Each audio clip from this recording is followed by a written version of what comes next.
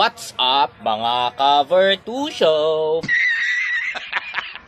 For today's video po, meron po akong barya po dito. Dalawa po ito. Ang value po nito actually ay piso lang talaga. Piso lang.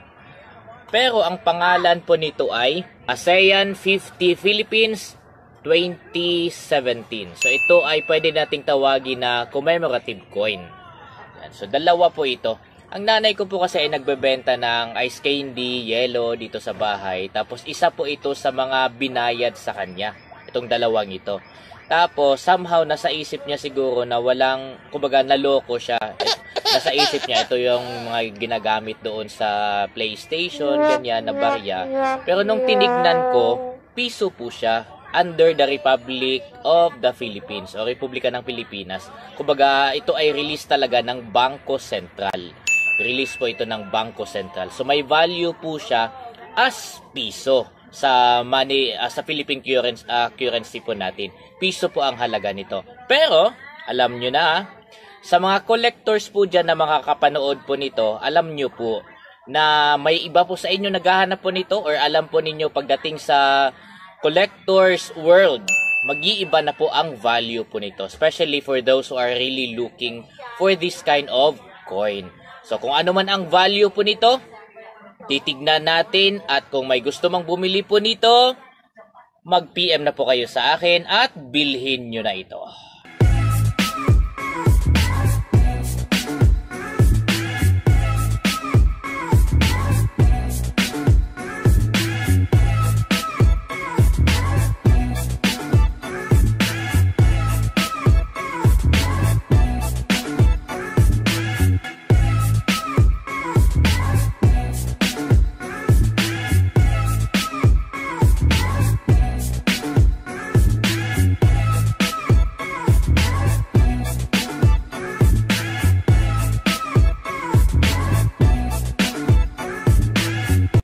Alright, konting ano lang po sa item na meron po ako bago ko po ito ilagay sa glass box para mas magiging preserve pa po siya. As you can see, ang value po talaga nito ay piso lang po. Yan, nakalagay po dyan. Ayan, piso lang. Piso lang po siya. Ang logo po sa may bandang gitna ay logo ng Bangko Sentral ng Pilipinas. Sa bandang kaliwa ay bantayog po ito ni Rizal. Tapos sa may bandang ibaba nakalagay po 1 piso. So ang value po nito talaga sa Philippine currency po natin ay piso lang po.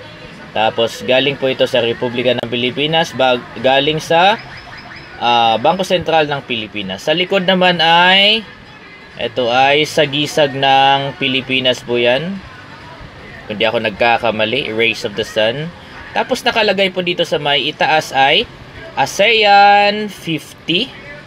ASEAN 50 Philippines 2017. Yan, same din po dito sa isa. Same din po dito sa isa. As you can see, the edge po perfectly ano pa po yan. So hindi po yan, wala po yung gas-gas. Hindi po yan na forfeit pa at kiniskis sa ibang mga bagay na makakasira sa value po nitong dalawang coins na ito. So hindi po ako nagkakamali, ito ay nickel. Nickel na barya. Ayan. So pwede po natin itong tawagin commemorative coin kasi I guess yung ginawa po ito for a commemoration sa ASEAN na nangyari here in the Philippines last 2017. Yan. So nagtry po akong tumingin dito sa YouTube ng mga videos kung mayroon na bang gumawa nito at saka para malaman natin ang mga presyo po nito kasi syempre may mga collectors na rin na gumagawa ng video tungkol dito. At namangha po ako dahil yung iba po ay katulad po niya sa nakikita ninyo 10 million? 10 million ang halaga. Ayan, meron din namang ano to, 10 million mintage. Yan, 74,700 pesos daw ang halaga or nabenta niya ba ito or binebenta. So, kung ganito po kalaki ang bentahan sa market ng mga collectors, syempre, hindi ko naman ibebenta ng ganun kalaki. Syempre naman, ayoko namang mag-take advantage sa mga collectors who are willing to collect coin like this. Yan, may umaabot na daw, ito naman ay 4,660. So, mababa lang din po ito. Di ko alam kung ilang taon na yan. That's 2 years ago pala. 2008, 10 peso. Hindi na yan kasama. Iba na ang mga, yan. Iba na ang mga barya na yan. So, somehow, pwede ko pong sabihin talaga na sa mga ibang collector, mataas po talaga ang benta po nila nito. At may mga iba ding collector na willing gumastos ng malaki para sa bagay na ito. And I have 2 here, willing ko pong ibenta. And at the same time, naghahanap pa ako, bibili din ako, para pang ano lang, kumbaga parang buy and sell ang peg. Yan, ganyan. So, dahil naangkin ko lang naman ito by accident, ay hindi nga ito alam ng nanay ko na may value pala ito kasi akala niya naloko siya. Willing po akong ibenta po ito sa any collectors po na makapanood po nito at willing bumili. Ibebenta ko po sa inyo sa halagang mapagkasunduan po natin. Whatever may be your demand po. Ayan. So, hindi po ako magbibigay sa inyo ng presyo kasi syempre, hindi ko naman kailangan po yun masyado. Pero for those collectors na really looking for this kind of coin at mahalaga po ito sa inyo at somehow parang yung awesomeness of having this kind of coin with you ay somehow ibibigay ko po sa inyo yung glory na yon. Baka gusto nyo pong bilhin, collectors. Ayan. Ang gagawin ko po dito ay ilagay ko po ito sa box glass para mas maging maayos at maging preserve po siya after ko po siyang linisin. Tapos ready for the market na po ito. Ayan, kung gusto nyo po itong bilhin. Ayan. And at the same time, naghahanap pa rin po ako ng ganito. Ayan. Baka may mga mga makapanood po nito na may ganito din. Mapag-usapan natin, bilhin po natin yan. I-buy and sell po natin yan. Ayan. Hindi nyo na kailangan linisin yon at ilagay sa ako na po ang bahala noon bilang isang collector. Tapos, syempre kung ako nung mapagkasunduan po natin, syempre ipapaayos ko po yun, ipapa-appraise, tapos tsaka ko din ibigay sa market.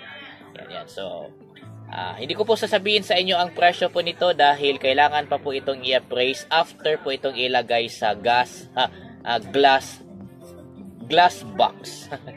Ayan. So, I'm just saying na meron pa akong dalawang ASEAN Philippines 2017. Nakikita nyo po sa YouTube at kung saan. Malaki po ang presyo po nito.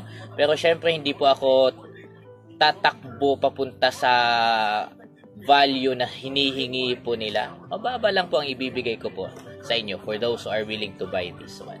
So, ano pang hinihintay ninyo? I-message na ako. I-message na ako para kung gusto nyo po itong maangkin, ibibigay ko po sa inyo. Yan. With the appraisal na po later on. And at the same time, kung sino man ang hindi mga collector na meron po kayong ganitong klase ng coin, message nyo po ako. Mapagkasunduan man lang natin at bilhin ko po yung coin ninyo. ASEAN 50 Philippines 2017. We can say na commemorative coin na po ngayon. Yun po ang update natin ngayong araw sa Vertusio. Hopefully sa mga makapanood po nito ay mag-subscribe na rin kayo kung hindi pa kayo nakasubscribe. Tapos hit the notification bell para each time na may upload po ako ay ni-update sa daily diary na ito. On video, on content, short videos, or whatever na i-upload ko po dito, masusuportahan nyo po ako. Yan po ang aking update at content ngayong araw dito sa Vertusio.